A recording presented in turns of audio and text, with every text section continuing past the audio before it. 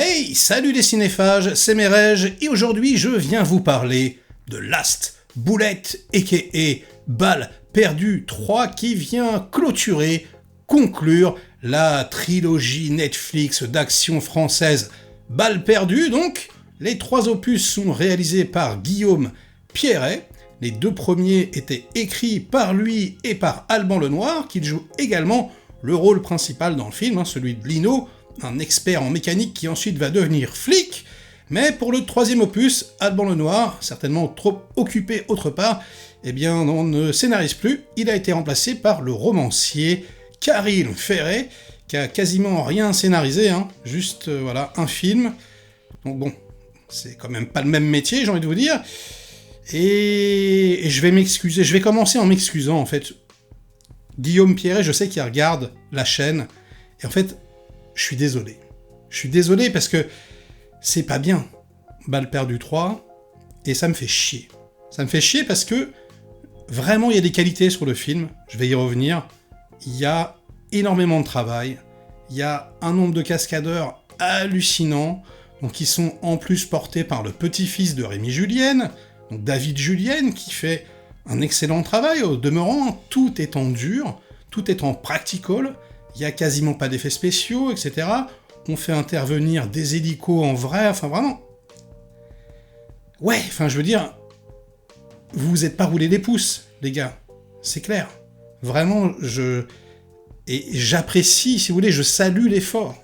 J'aurais envie d'aimer le film, j'aurais envie de le conseiller, j'aurais envie de dire « Ouais, regardez, nous les Français, ce qu'on sait faire, etc. » Mais le problème, c'est comme disait ma mère, quoi. Faut avoir la politique de ses moyens et les moyens de sa politique. Et en fait, là, j'ai pas trouvé le budget de Balle perdue 3.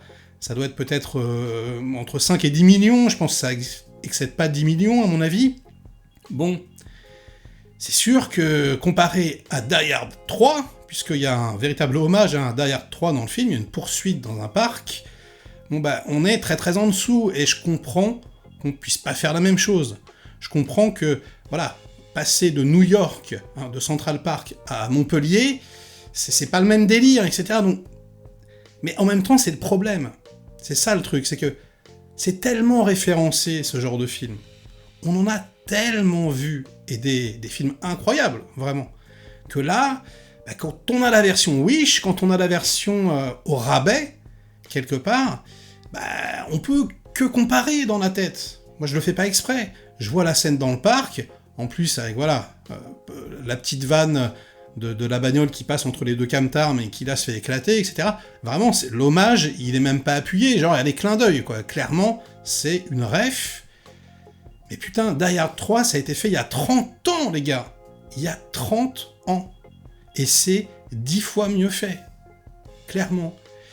Et donc, Guillaume, pardonne-moi encore, je pense qu'un des problèmes aussi du film, c'est l'écriture. C'est vraiment l'écriture, parce que toutes les scènes d'action, elles sont pas forcément mal réalisées, elles sont lambda, j'ai envie de vous dire, ces films. Alors, il y a des plans au drone, il y a des trucs, vraiment, il y a des caméras qui tournent autour des bagnoles, tout ça. Bon, le montage, il est un peu aux fraises, c'est pas incroyable, le chef opérateur, c'est pareil. C'est son premier film en tant que chef-op, le gars. Je suis désolé de vous le dire. Jean-Baptiste Jay. Le gars, j'ai rien contre lui. Et c'est sûrement un très bon technicien. Mais ça manque de profondeur de champ, ça manque d'expérience, quoi. Ça manque de tout un tas de choses. On parle de McTiernan, un des meilleurs filmeurs du monde. Et là, on est sur, quelque part, un téléfilm. Et c'est pas méchant, d'ailleurs, c'est un téléfilm, puisque ça sort pas au cinéma. C'est sur Netflix, donc c'est un téléfilm. C'est même une série, quelque part. Il y a même un récap au début. C'est quand même un aveu d'échec, ça, le truc. On est obligé d'expliquer. Parce qu'on s'en rappelle plus, nom de Dieu. Die Hard, il n'y avait pas besoin de m'expliquer le 1 pour que je comprenne que c'était la vengeance du frère. Le film, il nous a marqué profondément, évidemment. Et je crois qu'il y a un vrai problème d'écriture, les amis. Il y a un véritable problème d'écriture. Prenons cette scène, donc, dans le parc, la traversée du parc. Dans Die Hard 3, ce qui fonctionne, c'est qu'il y a de la dérision, il y a de l'ironie. McClane, il n'est pas tout seul, il y a Zeus à côté de lui, donc ils peuvent interagir, lui, il peut apporter un petit peu de de drôlerie, il peut crier des McLean, des trucs comme ça. Voilà, il se parle, il y a quelque chose, il y a une tension, il y a des gens qui les suivent sur le côté, avec des mouvements de caméra incroyables, etc. En plus, c'est même pas une poursuite en réalité. Là, il est en train de poursuivre une moto, ça devrait être plus spectaculaire. Dans Die Hard 3, ils poursuivent rien du tout. Ils essaient juste d'arriver à l'heure, quelque part. Mais en fait, il y a tellement... Voilà, il y a une multiplication des points de vue, et voilà, comme il y a une interaction entre deux comédiens, Samuel L. Jackson et Bruce Willis, il se passe quelque chose. Voilà, on est intéressé par la scène. Et il y a une drôlerie qui compense, quelque part, l'action intense. Vous voyez ? La stupéfaction du spectateur. Là, en gros, on a Alban Lenoir qui est tout seul dans la voiture. Donc, qu'est-ce qu'il peut faire à part rien du tout. C'est relou. Si vous l'aviez écrit avec quelqu'un à côté de lui, ça aurait été beaucoup mieux, par exemple. Voilà. Et ce genre de choses, je le retrouve partout dans le film. On va prendre la scène de baston, je crois que c'est un tramway, voilà, qui, moi, clairement, m'a fait penser à la scène dans le tramway dans Shang-Chi. Voilà, la production Marvel. Encore une fois, je sais qu'on n'est pas du tout dans le même budget, c'est pas la question, mais la scène, donc, je pense qui est chorégraphiée par Manu Lanzi, qu'on salue au passage, hein, qui est un très bon chorégraphe français, elle est un peu ronflante, cette scène. Là, voilà, je vous montre des images. Vous voyez que, en gros, ils restent toujours devant la porte centrale. Ils n'utilisent pas vraiment l'environnement, du tout, quoi. Ça aurait pu se passer dans un couloir, c'était un peu la même chose. Et puis surtout, il n'y a pas de tension. Putain, parce que le truc, il est à l'arrêt. Nom de Dieu, mais alors ça m'a scié, quoi. Je veux dire, en fait, une scène comme ça, et le tramway, il est arrêté. Et rappelez-vous, dans Shang-Chi, la caméra, elle est ultra virevoltante. Le mec, il passe partout, il passe au-dessus des sièges, en dessous, machin, ceci, cela. Et puis surtout, le tramway, il roule. On a, voilà, d'autres points de vue, encore une fois, sur le conducteur, sur, du coup, les voitures à côté qui se le prennent, parce que ça continue à défiler dans la ville, etc. Donc forcément, la scène, elle est beaucoup plus impactante. Elle est beaucoup plus marquante, elle est beaucoup plus fun. Là, on a l'impression, d'être quelque part en pilotage automatique, comme si vous étiez dit, ok, ici, on va mettre une scène d'action, ça va être cool, voilà, on va essayer de faire en sorte que ça va être un mano à mano, ah non, ça va être un triel, voilà, et tout, et puis ils vont se foutre sur la gueule, ça va être cool, sauf qu'il faut pas penser que à ça, il faut penser au reste, au décorum, à comment elle s'inclut dans le film, pourquoi ça peut être impressionnant ou non, etc. Enfin, je veux dire, là, on a vraiment l'impression que c'est plaqué, que les choses sont plaquées. C'est quand même un vrai problème. Et tout est comme ça, en réalité. Je passe, par exemple, sur la musique. C'est le compositeur des Trois Mousquetaires, là, Guillaume Roussel. Il se passe rien du tout. C'est pas nul à chier, si vous voulez. Mais c'est vraiment, un accompagnement qui n'a pas d'âme. Il n'y a pas de thème. Il y a, c'est juste, des petits roulements de tambour, des petits machins, des trucs, des ting-tigling, tigling, tigling. On s'en fout, quoi. On retient rien du tout. Et c'est quand même dommage. Parce que putain, au niveau des cascades en dur, physiques, là, il se passe des trucs. Vraiment, quoi. Et c'est impressionnant. Sauf que ça dure pas longtemps. Et c'est pareil, vos scènes, depuis les 3 films, bon, hormis ici, je trouve qu'il y a quand même un petit progrès, c'est-à-dire que là, on va rouler donc dans le parc, c'est à l'intérieur de Montpellier, on est sur les quais, etc. Voilà, il y a des petites choses qui se passent. Mais putain, faites-moi rentrer la bagnole dans un grand magasin, quoi, je sais pas, mettez un peu de danger, un peu de tension, un peu de pression. La plupart du temps, vos bagnoles, elles roulent sur des routes désertes. Voilà, sur des routes désertes. De temps en temps, tu croises un camtar, un truc, et forcément, ils se le prennent, avec des éjections qui sont sympathiques, d'ailleurs. Mais je veux dire, merde, quoi. Non. C'est pas bien, c'est pas bien. On a déjà vu ça 1000 fois en mieux. Réellement. La direction d'acteur, c'est toujours la même chose. Moi, j'ai rien contre vous, les gars, franchement. Nicolas Duvauchel, je trouve que c'est un bon comédien, Nicolas Duvauchel, franchement. Mais là, il parle comme ça. Je sais pas pourquoi. Est-ce que vous avez répété le texte ? On n'en a aucune idée. J'ai envie de voir mon fils. Mon fils est mort. C'est l'anniversaire de mon fils. Tout est pareil, nom de Dieu. Au bout d'un moment, c'est pareil, on s'ennuie. On parle toujours de Die Hard 3. Regardez Samuel Jackson, les variations, tout ce qu'il fait. Il est à la fois drôle, parfois il crie, parfois il rit. Il faut un peu de vie, quoi. L'émotion dans la vie, c'est jamais une ligne droite, bordel. Enfin, je veux dire, il faut que ça fasse un encéphalogramme. Il faut que ça crie, il faut que ça pleure. Il faut qu'il se passe des choses. Pourquoi tout le monde est comme ça?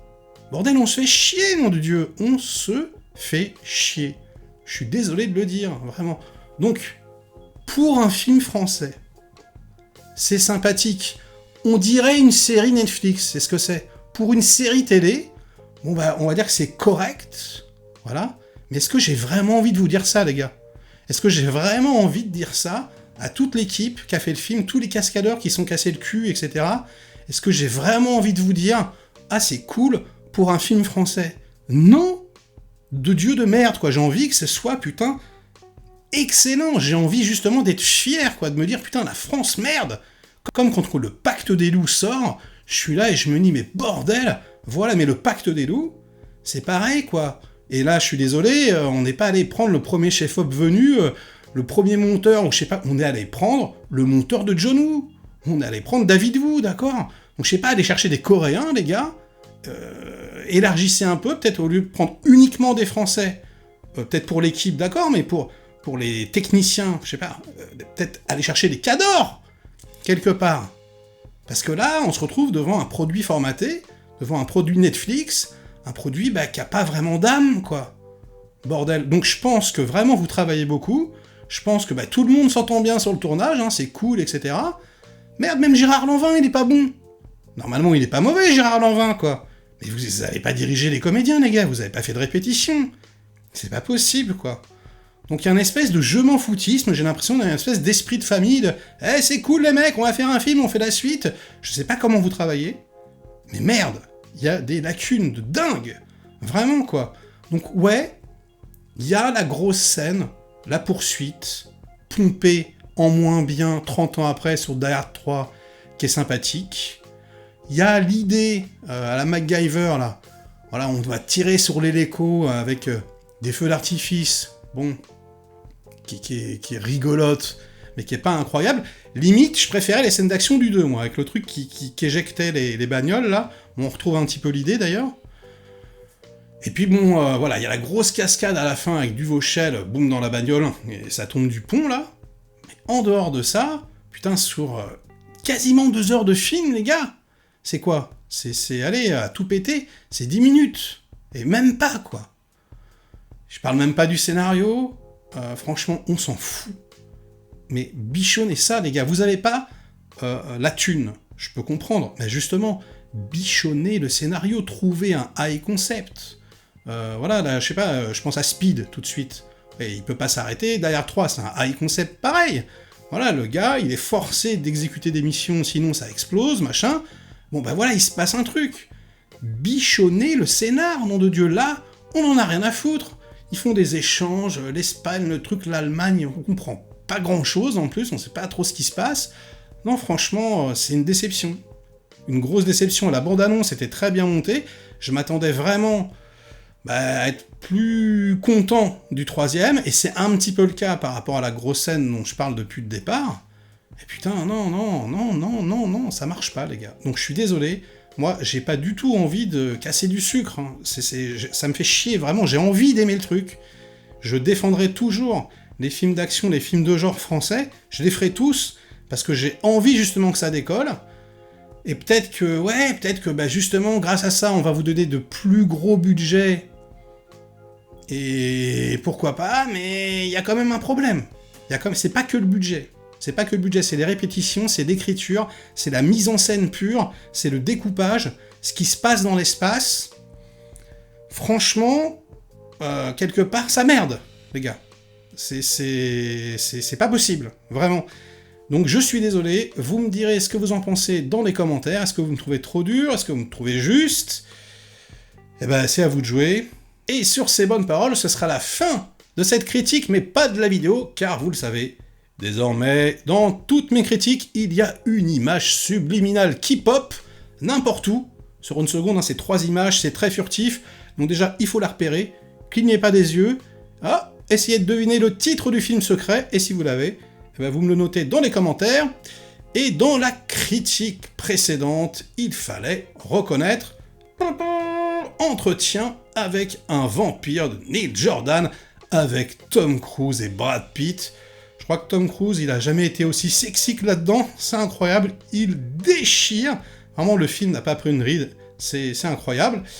Bon courage pour l'image subliminale du jour, et ce sera donc maintenant la fin de la vidéo. Likez-la si elle vous a plu, diverti un minimum, délikez-la sinon, inondez-moi de commentaires comme d'habitude pour faire marcher le petit robot YouTube, et nous, on se retrouve très vite pour de prochaines aventures. Ciao!